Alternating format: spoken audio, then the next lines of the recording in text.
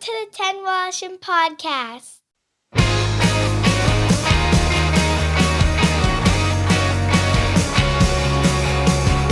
Well, thank you very much, and welcome everybody to another edition of the Ted Washington Podcast. Much appreciate you taking the time to join us. I think you'll enjoy this week's program if you're a fan of the Beatles, or if you're a fan of Canadian history. We'll enjoy this week's show. And as usual, it is brought to you by Tom's Place, the best in men's clothing, 190 Baldwin in the heart of Kensington Market, 7 days a week. That's where you'll find Tom, and Tom will suit you. Of course, as usual, our thanks to Paul Gatt, the executive producer of this program, and the music provided by our friends at Bike Thieves. Now, this week, my guest is a man who has dedicated himself to exploring two great passions, Canada and the Beatles. In his fascinating book titled Canada, Canadians, and the Beatles, he weaves together a rich history of how this country helped shape the band's legacy. John, it's a pleasure to meet you. I thank you very much for taking the time. First of all, congratulations. It's a fascinating read. Thank you, Ted. I feel great speaking with you because I've known you for a very, very long time. You were such a mainstay in the radio business. And to be honest, I'd lost track of you, Ted. It wasn't until you reached out to me that I go, holy moly, he's still at it. Yes, I am. I am much to the chagrin of many people, unfortunately. But yes, I am. I am still at it. I've been a big Beatle fan, and anytime I can consume anything that involves the Beatles, I'm more than happy to do so. And I got into your book, and I started saying, first thing I thought to myself, wow, this guy just researched the hell out of this thing, man. I mean, it must have gotten to a point where you thought your head was going to explode. You had so much information in it. Well, research is my happy place. I conducted over 35 interviews. I used at least 250 sources, journal sources. But I got to tell you, Ted, you've done your share of research as well. It's a beautiful place to be because you set out to find something. You don't find it, but the thing that you find ends up being better than the thing you originally set out to discover, and suddenly it feels good because it's original and it's something that wasn't meant to be. And that happened a lot because, I mean, this is 522 pages. There are 13 chapters here. There's a lot here. And folks can maybe skim the surface. They might be able to talk about the Beatles having made their mark in Canada before the US, before Ed Sullivan. Yes, I think that's pretty well known. I think it's also known John Lennon's multiple visits to Montreal and his efforts to raise awareness in Canada. There may be some other things that people know about, but generally speaking, this is one of the great untold stories in the history of our country and our people. And I'm glad to bring it to market, to be honest with you. Well, it's a good point that you make because people are familiar with the fact that if you're from Toronto, we know that the Beatles appeared here on a number of occasions. I was fortunate enough to see one of those shows, an afternoon show. I guess it was 1966. I'm still shocked that my parents bought me the tickets to do that because I certainly didn't do it on my own. But the Beatles' first experience with Canada really was Winnipeg by a fluke, and then their first performance was in Vancouver, and it was the only performance of all their Canadian performances that was not in a hockey arena. Yeah, that's true. That's very, very true. Their first time they set foot on Canadian soil as a foursome was for a fuel stop in Winnipeg. Because remember, it was their 64 tour. They had to get from London to the Cow Palace in San Francisco in a Lockheed, and halfway there is Winnipeg. They stopped for fuel. Pandemonium ensues. Yeah. We have Beatles doing about a 20-minute newser on the tarmac, and that set off a whole chain of events which became famous and led to the famous Decker Dash as well, which made front page news in Winnipeg and across the country. But yeah, it wasn't until they came up from Oregon that they made their they performed their first concert in Canada, which was in Vancouver. Again, the only concert in Canada that wasn't in a hockey rink, and it was their one and only show in Vancouver. It was never to be repeated. And I debate in the book whether it was about security, which was a huge security problems. There was a near riot in Vancouver, or was it about making enough money to cover their costs and to satisfy their company? I mean, I make the point that it was probably a combination of both, but that was the first and only time they played in Vancouver. And in fact, they didn't repeat Montreal either. So by the time you saw them in Toronto in 66, they were only playing in Toronto, and the same happened in 65. And by the way, when you saw them in Toronto in 66, Toronto became their go-to um, venue in North America. They hadn't played one single venue as often as they played Toronto Maple Leaf Gardens. Really? Now, I had heard, and I don't know whether this is true or not, and you can substantiate whether it is or isn't, that in fact that they were scheduled to do only one show at Maple Leaf Gardens, and much to their surprise, when they showed up, they were told by one Harold Ballard that no, you got two shows you got to do. Is that true or not? It's partially true. So there was only one show booked for Toronto. In fact, they'd actually considered CNE Stadium. That would have been a first, a stadium concert at that time. But Yeah. in the end, something fell through in New York State that allowed them more time when they were in Toronto. So they added a second show, much to the delight of Harold Ballard. So that was sort of a late add on. There was only supposed to be the one. Okay, so the way I heard it was was half true, but there is some truth to it. And now you, unlike a lot of Beatles fans, didn't discover them via Ed Sullivan, as you point out at the outside of your book, but rather you came to the Beatles as they were closing out their career in 1970. And I'm one of hundreds of millions of people around the world who consider ourselves next generation Beatles fans. I'm really been Beatles fan. I discovered the Beatles at age 9, and it was 1970. It was the worst year to be a Beatle because Yeah. they were breaking up. And although they had broken up already, it became official by April of 1970. But I was on a bakery errand for my nonna at Eglinton in Toronto, and I noticed a Yeah. commotion inside the Kresge's. And as a 9-year-old, I had a loaf of bread tucked under my arms. I went in to check out the commotion, and they were actually launching the Beatles' Let It Be boxed set album, which is the way it arrived in Canada initially. And there Wow. they were up against the wall, all these boxed albums with their four faces. And in the pit of the Kresge's was a fella playing the album. And as I say in the book, that's when I experienced my first Beatles breath. I Yeah. inhaled and I exhaled, and it was their music that entered my soul. And is there one song in particular that you think got you hooked, or was it the album in the entire? Well, I mean, I can ask you the same question, Ted. It's difficult to pinpoint one song because it's just the groove. It's just the sensibility of their music. It was a fact that we'd never heard anything like this in our Yeah, lives. true. That that's a big part of it. Well, see, the thing is, when I got it, I think "She Loves You" was probably one of the first ones for me. But when I was into the Beatles, when the Beatles were hot at the beginning, I mean, it went at one point on the Chum chart, which is Chum Radio, which was the powerhouse radio station in Toronto at the time, the top 40 station. They had something like 6 songs in the top 10. So it was like, "What's your favorite Beatles song?" I don't know. Take a look at the top 10 and pick a few, which is quite amazing when you think about it. And when you listen to contemporary Canadian artists at the time, you know, whether it was Paul Anka or Gordon Lightfoot, they will say things like the Beatles ate them alive in terms of record sales. They just Yeah. could not come to the surface because they were so dominant, so pervasive on these charts and in the record stores that some of our great artists suffered as a result of this.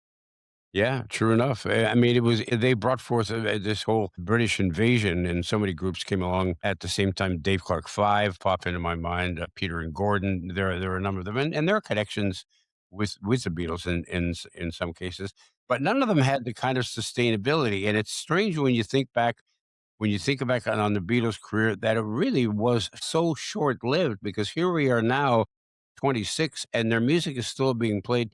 And I've mentioned this many times on my podcast. I went to a couple of weddings with friends' kids, and what were they playing at the wedding along with contemporary music? Beatles stuff. And I think, is that going to happen 25 years from now? Is what my kids or grandchildren are listening to now, are they going to be listening to when? I don't think so. I don't think it has like that. It'll have that kind of longevity. I mean, only time will tell. Ted. You and I will probably never be able to answer that question in our Mhm. lifetime. But I got to say, so if we've lived, you know, a full life and we've experienced the Beatles having all this staying power, all this traction. What else in our lifetime has had the same level of love and acceptance? I can't give another example. So let's assume that this is an ongoing, never-ending journey, and they will be playing the Beatles for as long as the Earth is spinning. Yeah, well, that's what I was thinking. I mean, in terms of pop culture, if you will, I don't know that anything had the kind of impression and longevity that the Beatles have had on my generation and generations that preceded me as well. None. Now, go back to the inspiration for the book. Was it your visit to Liverpool? Was that the inspiration for the book? Yeah, in 2010, I was working for Bombardier Aerospace, and we spent a lot of time in England trying to convince the airlines, several airlines, to take on our regional aircraft. We had the Q400 turboprop, we had the CRJ jet. It was a small commercial jet, and we were trying to convince them to take these aircraft on in their regional fleets, British Airways and the others who were operating. And that takes a very long time, Ted. When you're selling a commodity that is, 30 to $45 million a pop, and the sale of an aircraft is not only an economic decision, it's a very political decision as well. It takes a Yeah. long time to generate these sales. So I was part of a team that was in England, and I was kind of losing my mind seeing this four walls of my hotel room and the same meetings and the same commute to these airlines. I wanted to change the scenery, so I decided to sneak away to Liverpool, and I came up with nefarious type reasons for having to be in Liverpool on business, but I ended up there for 3 days, and I did the entire Beatles tour, inclusive of this beautiful museum, for lack of a better description, called the Beatles Story. It's a multi-story mecca of Beatlemania. You've got to see it if you haven't already. And I just fell in love with it. I spent 3 days touring it. I really wanted to get the essence of it in detail because I just loved the band. I don't know what it's like when you travel, Ted, or when your listeners travel, but I tend to have my Canadian antenna up when I travel. I like looking for references to my country. I like talking to my countrymen and comparing notes. I kind of miss Canada the moment I leave the country. And so I had my antenna up and I'm looking for references to Canada at the Beatles story. Well, there were kind of two and they were both kind of oblique. They had a section about their touring years, 64, 65, and 66. And under 65, they called it the American tour. But lo and behold, Toronto was on their American tour. So why isn't it the North American tour? Okay, Yeah. I thought I'll let that one go. And then you read the reference to Toronto and it says Toronto Maple Leaf Stadium. I thought, I'm not letting that one go. I can do better than this. They never played any such place. It was called Maple Leaf Gardens. And so I left that visit to Liverpool thinking I can do better than this. 8 years later, I retired and started thinking about writing this book. Why didn't you go to the curator or whoever was in charge of the museum and say, "By the way, slight mistake here. The stadium was a baseball park for a AAA team. They played in a hockey arena." That's right. Well, I would never have been able to tell this story had I done that. So I'm I glad suppose. I held my mojo back. So the first experience that the Beatles have on Canadian soil in terms of meeting Canadians is this rush of fans in Winnipeg, as we talked about. Yet the first experience that the Beatles had with Canadians, and they probably didn't even know it, or maybe they did know it, was in a club in Hamburg, I believe, where a bunch of Canadian soldiers got into a Donnybrook. Well, that's a good word for it. It was a Donnybrook of untold proportions. There were hundreds of Canadian soldiers who were stationed, peacetime soldiers stationed in Germany. They decided to visit the Reeperbahn in Hamburg, and they came in truckloads and busloads, and they right away started to foment all kinds of trouble in this bar called the Top 10 Club, where the Beatles were playing on stage. This is original Beatles. We had Pete Best on drums and Stu Sutcliffe part of the band as well. And the fights broke out, and it became nasty, and it finally was quelled. But not to be outdone, the Canadian soldiers came back a few hours later, and now they decided to set fire to the place. My God. Paul's yelling. They're mad, and he could not believe what these Canadians were doing to this bar and to the patrons.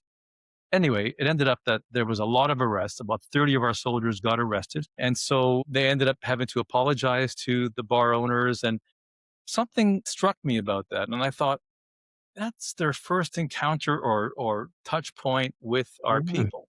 It was Yeah, I'm not very surprised. good. And then I did the research, Ted, and I realized, wait a minute, George Harrison had a sister and uncle Yeah. living in Ontario and Quebec. He had a nephew and niece who were born in Canada.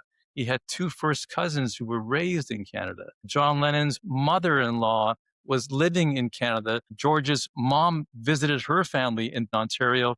Paul McCartney had family who had emigrated and are currently the remnants of that family, I believe, are in British Columbia. So they already had a sensibility about Canada, and All right. it just grew from there. Well, and you raised an interesting point because I was going to mention to you that as I was going through the book, I mean, these fantastic revelations kept popping up. I went like, "Wow, I didn't know that." I mean, I think everybody knows the John Lennon and Ronnie Hawkins connection, and we'll talk a little bit about that. But these familial connections where you say, "Well, geez, I didn't know. I had no idea." There must have been a handful at least of revelations, things that you stumbled upon where you went, "Wow, this is blowing my mind." Well, the biggest one, Ted, thank you for that segue. The biggest one, you're good at this, by the way. The biggest Ah, one was the intro to When I'm 64. That clarinet that you're playing in your head right now, and I'm playing in my yes, I am. Yes, I am. so beautifully in that song. Why don't you and I and your listeners know, and why weren't we taught in school that that was played by a Canadian soldier musician named Robert Burns? Robert Burns was with a band called the Streamliners. They were made up of Royal Canadian Air Force men from Ontario and Saskatchewan. They were in the field of battle in the Second World War, playing for our troops, playing for the citizens of London and elsewhere in the countryside of England, trying to raise morale. And some of these streamliner musicians decided to stay in England after the hostilities had ceased in 1945. And some of them got jobs as session musicians, including Robert Burns, who was asked by George Martin to come play the clarinet on a When I'm 64. I mean, people hear that song all the time, even if I they're not know. turning that age, but it's just out there. It's just a beautiful composition, a beautiful Well, McCartney composition. and there's another. I'm sorry, I was just going to say there's another gentleman from Moose Jaw, Saskatchewan, named Arthur Ellefson, a tenor sax player, who also makes an appearance on a Beatles recording. How did that come about? Yeah, Art Ellison was a well-known Canadian musician who spent a lot of time as a session player, and he played with a band as well in the UK. And he was one of six saxophonists hired to play on the song Savoy Truffle, which is a White Album song composed by George Harrison. And it's got some powerful sax and horns in it. He was one of the tenor sax players. But the story of Art Ellison, and confirmed by his son, who lives on Vancouver Island, and by one of his bandmates, and by other Beatles material that I've read and researched, believes to have written an arrangement for another White Album song, which George Martin asked him to do, but was never paid nor credited for it. I try to narrow it down in my book to what song must Art Ellison have written the horn arrangement to, and it's Honey Pie. It's that wonderful ragtime McCartney song that plays on the Mhm. White uncredited. In fact, there are 5.5 Canadians who played on Beatles studio recordings, Ted. 5.5. The point five, you're going to like this. Well, yeah, I can't leave that go. Just let it lie there. The five musicians were never credited for their work on Beatles albums. They're primarily from Ontario, but also from Moose Jaw, as you mentioned, from Saskatchewan. There's the point five who did get credit for playing, and that is Eric Clapton. Now, Eric Clapton had a Canadian father and a Canadian stepfather, and he played that blistering guitar part on While My Guitar Gently Weeps, also on the White Album. 5.5. yeah. Yeah, okay, I was gonna bring up, Eric Clapton. It didn't dawn on me that he was a .5 Canadian, but yeah, and I thought that was kinda strange as well, that the fact that his father was Canadian and his stepfather was Canadian. So, his mother obviously had a thing for Canadian men. Yeah, and Canadian soldiers. They were both veterans. Okay, alright.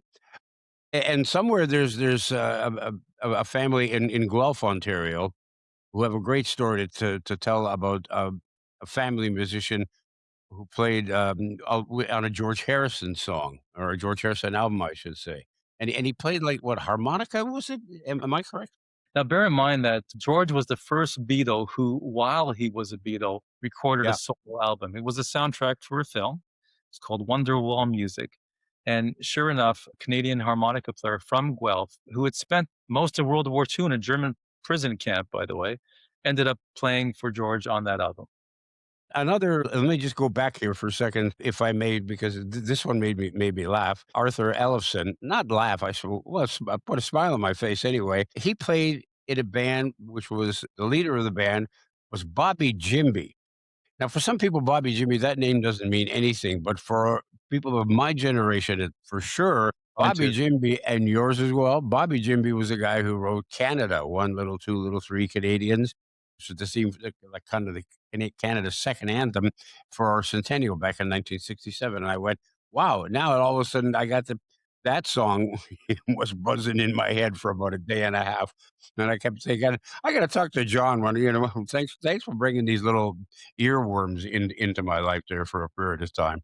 Well, there's no Beatles connection, Ted, but remember, a place to stand and a place to grow. We call this land Ontario. They all sort Yeah. of happened at the same time. There were these great patriotic songs that we were singing as youngsters, and Canada by Gimby, who's also from Saskatchewan, by the way, it really Mhm. resonates in a lot of people of our generation. I mentioned the fact that many of us are familiar with John Lennon and Ronnie Hawkins' connection. In fact, from where I sit right now in my home in Streetsville, Ronnie Hawkins had a farm which is probably less than a 5-minute drive from where I am right now. And John Lennon came and spent a fair amount of time with him. And I recall interviewing Ronnie Hawkins years later, and I don't remember the exact words that he used. And if I did, I probably wouldn't use them now. But he talked about the time that Lennon and Yoko came and spent with him. And he said he racked up like, I don't know how many thousands of dollars in long distance bills while He had, staying with. in fact, he had Capitol Records come in and not only adorn the Hawkins Ranch with all kinds of beautiful Christmas paraphernalia to dress it up for the time of the year, including white doves. So John and Yoko did it right. They brought in their own macrobiotic cook. They brought in an assistant, but they also brought in kilometers of phone lines, so many so that it is estimated that John's phone bill was between $1,800 and $9,000. So it was Okay. quite the number of calls he was making, mostly interviews, mostly back and forth to England, but generally speaking, it was the time he spent doing his media relations that cost poor Ronnie and his wife Wanda a heck of a lot of money in phone calls. And there's a connection with Ronnie Hawkins, then Prime Minister Pierre Trudeau, and John Lennon as well. In fact, I think Hawkins was quoted as saying that the three of them all smoked pot together, which by today's standards, of course, it's legal, is nothing. But thinking back then, I think many of us suspected that Pierre might have liked to take a little toke or two every once in a while. I don't know whether it's true or not, whether they did smoke, but it's interesting because I mean, this is my warped mind. I'm thinking, okay, so there's Pierre Trudeau smoking pot with John Lennon, and there's Maggie Trudeau hanging with the Stones. Because that's always been the biggest debate, right? Are you a Stones person or a Beatles person? I So mean, back that probably broke up the family, I'm thinking. Yeah, I mean the story of the pot smoking with John and Prime Minister Trudeau. I mean, Ronnie mentioned that on a CBC interview many years ago, Mm. verified. But yeah, I mean, scandalous stuff, right?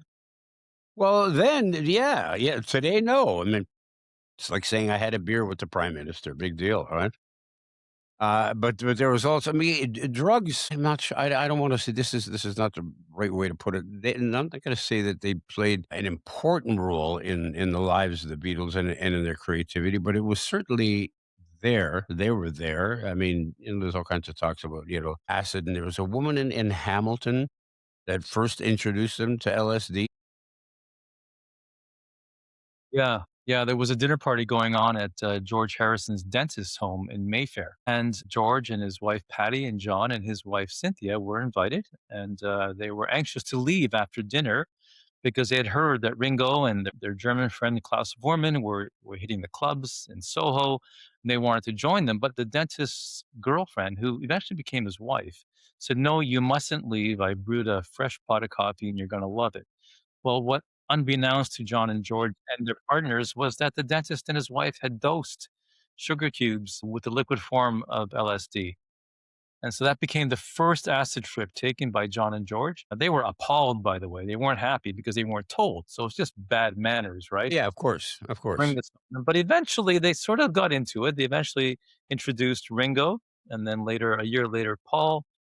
And I guess, Ted, sometimes we overstate it. And I do a lot of public speaking, and I tend to get a little bit wound up on this one. But how did we go from "I want to hold your hand, she loves you, thank you, girl, and I love her"? How did we get from there to "Sitting on a cornflake," "Helter Skelter"? How did we get from there to "Everybody's got something to hide except for me and my monkey"? I mean, there is a Yeah, transition here. It's very colorful. It's very beautiful. It's yeah. complex. It's interesting. So if you want to attribute some of it, or a lot of it, it's entirely an objective thing, to LSD. Sorry, subjective thing. It's to LSD. Then we can directly attribute the origin story to a gal from Hamilton, Ontario, who was the dentist's girlfriend, who eventually became his wife. So we're enablers. Is that what you're saying? It was the swinging '60s. Everyone was an enabler. But you're right. If you think about the early lyrics, right? You know, "I want to hold your hand," and then you go to picture yourself on a boat in a river with tangerine dreams and marmalade skies. Whoa. Whoa! And that was before you could just feed some lines into AI and get something creative coming back to you, right? I don't even think AI is good. Is as No, no. Well, I don't know. I've never tried acid, but I have tried AI, and I quite enjoyed it. Ted Woloshyn returns in a moment. I've had the great fortune to say that I've been associated with one of Toronto's finest names in men's clothing for more than 25 years. Tom's Place. Founded by Tom Mahalick's father in 1958, Tom's Place offers brand name men's apparel at unbeatable prices. But more than that, they boast a long-serving, knowledgeable, and friendly staff that can assist you whether you're looking for casual or formal attire. And they have plenty of first-class tailors on site. In addition, Tom and his family are well known for their philanthropic work. So if you're looking to deal with great people who can fulfill your clothing desires at outstanding prices, do yourself a favor and visit Tom's Place. They're open weekdays from 11 to 6, Saturdays 10 to 5, and Sundays noon to 5. You'll find Tom's Place at 190 Baldwin in the heart of Kensington Market. Or check them out online at toms-place.com. Tom's Place will suit you. Now back to Ted Woloshyn. Marty Short and Tommy Chong from Cheech and Chong smoked pot with the Beatles, or some of the Beatles. Is that true story as well? they did, both of them with George Harrison, coincidentally. And the Martin Short story is absolutely priceless. He tells it on talk shows. It's just a priceless story where him and George were at the home of a producer.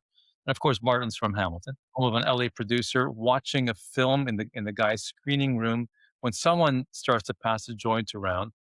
And Martin's holding it. He's got George to his right, and he says, "Geez, do I do this? Do I actually share this with a Beatle?" And he's debating this, and he says, "What the heck?" And he does. And George's reaction, he grabs it, he says, "Up the '60s." And they start to smoke together. Then they get into a bout of the giggles, and they couldn't stop. But our boy from Hamilton, you got this great, you know, Beatle, and they got into the giggles where the owner of the house, she sternly shushed them and asked them to shut up because they were ruining it for the others trying to watch this movie. And doesn't Martin look over at George and say, "It's your fault, you asshole"? Well, and clearly the fault lies in Hamilton. It's just a bad place for uh, for introducing people to drugs. John Lennon's concert, it wasn't his concert, but the concert that he appeared in Toronto back in 1970, along with the Plastic Ono Band, I believe. Some people speculate that appearance, that was the first time I think that he appeared on stage without the Beatles, at least with the Plastic Ono Band. He, by all indications, was more than elevated. He was wrecked. But apparently he loved it so much that that was one of the things that was kind of the straw that broke the camel's back in terms of his relationship with the Beatles. He's kind of thought after that, you know what? That's it with the Beatles. I'm enjoying this a lot more. Is that true? Yeah, again, another great Canadian connection to the demise of the band. So Canada was part of the entire arc of the Beatles' career. Their Yeah. early days when they were unknown, right through to their beginnings, their fame, their breakup, their individual careers. Now, even their kids were part of that story as well. So it is generally accepted, Ted, by Beatles scholars that that appearance at Varsity Stadium in September of 1969 was the beginning of the end for the Beatles because John felt emboldened. He felt, I can do this. I can play without my wingman from Liverpool. And I'm liking the response I'm getting. I'm liking being the center of attention. Although he did love his band, don't get me wrong, but he was an artist in his own right. And I think he got to express his art with his new wife, and that to him mattered more than anything else in the world. And so, yeah, when he got back from that Varsity Stadium concert, there was a meeting at Savile Row, their new headquarters, and Ringo is quoted as saying, that's when John said, okay, lads, it's over. Even Ringo directly attributes it to that concert at Varsity Stadium in September of 69. Wow.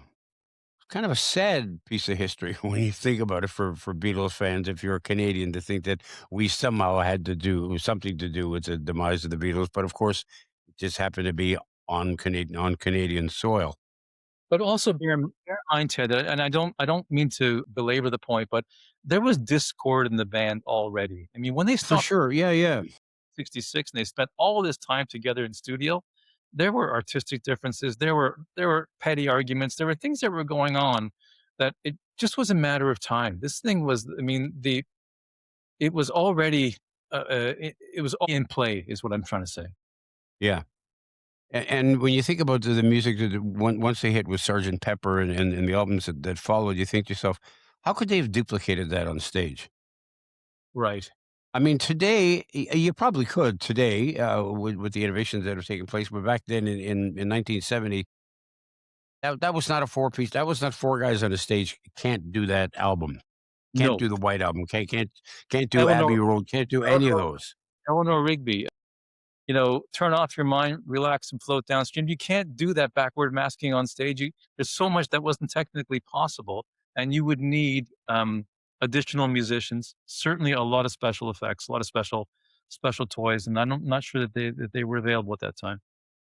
Speaking of Sergeant Pepper, Sergeant Pepper's Lonely Hearts Club Band is a montage of individuals pictured on there. Everyone from like James Coburn, the actor, is in there, and there's a Canadian, a young Canadian. Is it a girl or is it a young Canadian boy that's in there as well, who went on to become an actor, Yeah, a child actor named Bobby Breen, and Bobby Breen which is is not his real name. no, no, he's a small head next to Marlene Dietrich and George Harrison. He was a Montrealer who became a child star in the US. Yeah. And so that's one. There's three connections that I was able to find to that album. I mean, the name itself was likely, but not proven to have been Yeah, inspired. An OPP sergeant named Sergeant Randall Pepper, who looked after the band in their last visit to Canada in September of 1966. And so his name was Sergeant Randall Pepper. They got along really well with him. They went home with OPP patches, which they also wore, or Paul wore on the album, gatefold photo. That's the second. The third connection, and the one that's not well known, involves a song, a deep cut off the album called Lovely Rita Meter Maid. There was a cinematographer, an Anglo Canadian cinematographer who just recently passed away, God rest his soul, Phil Pendry, who sold Radio Canada in Montreal on the idea of him going to London, which he was actually based there. He was a war correspondent. He was covering wars anyway, but he wanted to try something different. So he got permission from the city of Westminster to film meter maids giving out tickets in real time. And he did this and he cut it in such a way where it would work with the meter, the pacing of that beautiful song, Lovely Rita Meter Maid. And he shipped that over to Radio Canada, which was one of his customers. He worked for the CBC, and they ran it. They ran it on a program called Aujourd'hui. And this is 1967, the precursor of all precursors to music videos. And so that's Right. the third Sergeant Pepper connection that I was able to find to Canada. The album cover, the name of the album, but also this very early attempt at a music video of a song that wasn't even that well known, even to this day is not well known.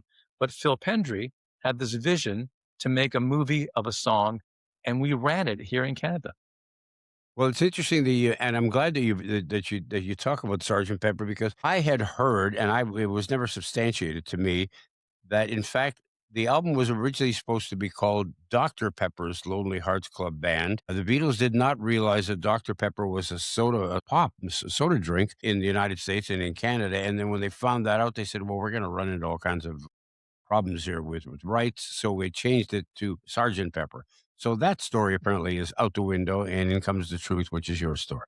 I mean, Paul McCartney is very fond of saying that the origin of the name was him asking for salt and pepper shakers. Yeah, The person he was with, Mal Evans, their roadie, right. their their tremendous friend who died way too young, thought he heard Sergeant Pepper or vice versa, the other way around. Now, it's entirely possible that that's what happened. It's entirely possible that the origin came from salt and pepper shakers. But remember, Mal Evans was also the Beatles' head of security. He would have worked like this a few months before this naming thing occurred. He would have worked very closely with Sergeant Randall Pepper of the OPP while they were in Toronto. Of In course. fact, the relationship between Mal, the Beatles, and Sergeant Pepper and his detail was extremely close, and it lasted a full 24 hours. So if you thought you heard Sergeant Pepper from Salt and Pepper, remember Sergeant Pepper was already embedded in Paul's mind, in Mal's mind, because they had met this wonderful police officer in Toronto. So whether Paul's story of Salt and Pepper is the naming origin or not, Sergeant Pepper didn't just come out of the blue sky. That was already in their conscious minds. I remember the reaction when the album came out and people started looking, and I mean, it was like he's wearing an OPP badge. Then the story came around, and you write about it in your book that McCartney said, "No, no," because then it was all tied in with the Paul is dead. That whole walking across Abbey Road with later on with barefoot, with out of step with the rest of the Beatles, and the OPD was officially pronounced dead. I think is what is that what the acronym was? Officially pronounced dead, and he said that's what it was. And that's why people thought it was, and yet he was wrong. No, no, it was Ontario. And then he said, no, no, it was some kind of police squad or something. Ontario Police Department. Well, it was Ontario Police, Provincial Police in reality. I mean, if I were to move my arm, Ted, right, you would see the Beatles, right? So Paul was in a cross-legged position, and what it did is it created a crease, and so the patch you don't see the final P, and it could well be or could well look like OPD. So officially pronounced dead. It just added fuel to this Yeah. fake news fire of him having But everybody in Ontario who has seen an OPP badge knew that that was knew an OPP badge. There's no doubt about that. right. One of the other fascinating stories is one of the great all-time great tunes, John Lennon's tune, Imagine. And the roots come from an indigenous woman that John had met in the North. Isn't it territories, or was she just in Western Canada? I don't recall. Yeah, she was from northern Alberta. Her name was Lillian Shirt. She was a Cree, a 29-year-old Cree who was protesting. And this, by the way, is probably pound for pound the most beautiful story in my book. Yeah. She was protesting the living conditions of Indigenous people in that part of Alberta. John was in Montreal conducting his peace campaign, and John read newspapers every day of his life. So his English language newspapers in Montreal at the time would have been the Star, the Gazette, and the Globe and Mail. It was likely the Globe and Mail or the Star that he read about this protest happening in Edmonton on the steps of the Alberta legislature. He asked his people to please contact the radio station. So I'm guessing Capitol Records would have helped with this, and they did. In the Burks Building in downtown Edmonton, someone from the station went over, asked Lillian if she would come back and speak to someone famous on the phone. She agreed. She gets to the radio station. She does not know who John Lennon is. Mm. And he basically says, "You might not know who I am, but I'm a pretty famous guy. If you tell without that sense of what your protest is, I can raise awareness because every time I open my mouth, it creates headlines, right? Yes. So she's not a trained spokesperson. She's perhaps nervous. So she falls back, Ted, on something that was familiar to her. She says, well, I can't tell you exactly what I want to talk about, but I will tell you what my grandmother used to recite to us as children in Cree to help us to fall asleep. I will tell you the English translation of this Cree prayer or lullaby that her grandma would have spoken to her. So John says, I'm all ears. And here's what she said. Imagine a world with no war. Imagine that we love each other. Imagine that we all get along. Imagine there is no war. John is taken aback and he says, that is beautiful. May I use it? To which she replied, of course you can. He's got nowhere to jot it down. He asks Yoko for something to write on. She hands him a pillowcase and he begins to scribble these imagined references on this pillowcase. Wow. Within a year, he's composed the song Imagine. So it is entirely possible, Ted, that one of the greatest compositions of the 20th century, and certainly John Lennon's most successful solo song, was a little or a lot inspired by a Cree elder from northern Alberta. Yeah. Remember when I asked you, is there a story that kind of blew your head off? That's it right there. That's the one. That's the one. I read that as well, and I thought, wow, of all the years, I mean, years that I spent in radio playing that song on the air, I never knew that story. I've never heard anybody talk about that story before, or even make any kind of vague reference to that. And by the way, and the connection. I'm actually looking for her photograph in here. By the way, Ted, that exchange between the two of them, it has been verified. The accuracy of those words has been verified by academics at the University of Alberta and others who had no bias in this situation.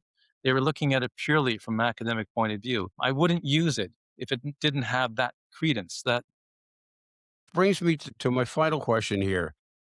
There must have been things that you came across where you thought, I have to put this in my book, but I can't quite verify it. Not to the point where I'm going to put it in. So there's got to be kind of like I wanted to put this in Canada, Canadians, and the Beatles, but I couldn't put it into the book. Yeah, so there's a lot that was left on the cutting room floor. But remember, this is an evolving fit, and this is my third edition. The first two were called Us, Canada, Canadians, and the Beatles. This is the ultimate. I may not write another one, but I'm still taking notes. I'm still learning things because there's so much Beatles stuff still out there. I mean, Paul McCartney just issued a new song, right? He played two. You can extract so much from just Paul and Ringo's activities because they're still very active, very much in the forefront. There's still a lot going on. There's still Beatles historians who are discovering things that I can draw from. There's still people who are calling me to say, hey, I heard you might be interested in this story. And then, so I have to decide now, do I continue to accumulate this stuff and write, God forbid, a fourth edition? Yeah. Why would you not? I would like to see, I mean, I don't know whether you could ever get this into the hands of either Ringo or Paul and whether they would in fact read it. And then if they did, whether they would comment on it. But my gosh, if you could ever pull that off, I'm sure you could get another volume out of this. It's a huge ambition of mine. And in all of these speaking tours that I do, it is the number one asked question that I get is have the surviving Beatles or the families of the deceased Beatles seen your book? I don't know, Ted. There are so many layers between guys like me and folks like them. I don't know if someone has passed it on to them. I am going to make an effort to get this copy over to Ringo's people and Paul's people. I really just haven't had the time. Is it a priority for me as an author? I mean, it would be nice. It would be a nice thing to know and to have and to hold. But for now, I'm just focused on these stories and on telling the world all about it because I do want the world to know that we as Canadians played an extraordinary and disproportionate role in the music, art, history, and phenomena of the Beatles. Yeah. I was talking to a friend the other day about he's got a company that sells and collects memorabilia, and the Beatles came up because I told him I was going to be chatting with you. And he said, if you had a stub from the Beatles, because I told him that I was at the Beatles concert, he said, you keep the stub? And I said, no, you're kidding. He says, too bad because the stub was worth like a couple of $1,000. If you had the ticket from a Beatles concert that wasn't torn in half, it's like $8,000 for a ticket. Oh, well, there goes another missed opportunity, Ted. However, seeing them was incredible. Hearing them, on the other hand, I don't know how much I heard of that concert because as soon as, and I've told this story as well, but the Circle was the opening act for the Beatles at that particular show.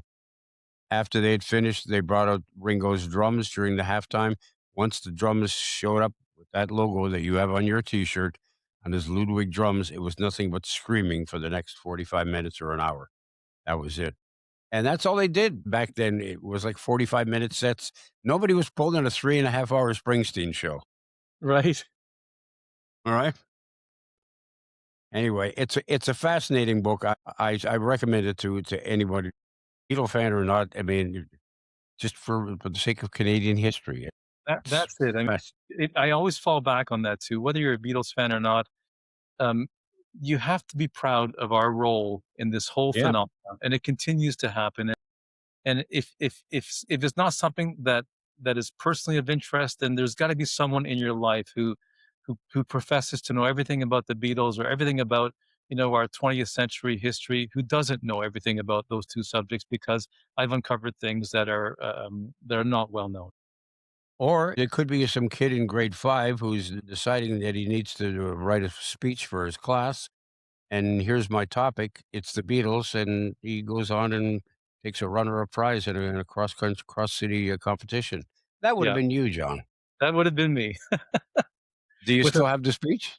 a loaf of focaccia under my arm. Well, that's a good Italian boy. Do you still have the speech? Speech that I wrote? No, but I have the prize that I got from it. It was a book. It was an anthology of Canadian sports, which was beautifully choreographed by my grade 5 teacher, Mr. Nakarada. Very good. Great stuff. Canada, Canadians, and the Beatles. John Arnone, thank you so much for your time. Thank you so much for your efforts. Thank you, Ted. Thank you very much. For me to be on your show, to be able to talk about my book and my research has been a great thrill for me as well. Thank you so much. That's very, very kind of you to say that. Thank you so much. And thank you for all for tuning in. And don't forget, give our friend Tom Hollick at Tom's Place a shout. He's got some great clothing for you, and he supports this program, so we like to support him. Thanks to Paul Gadd, our executive producer. And don't forget, go online and check out our website, www.tedwalliston.ca, for past episodes as well. While you're online, fill out your organ and tissue donation card. You could change or even save a life. In the meantime, have a great week. Could have worn another shirt.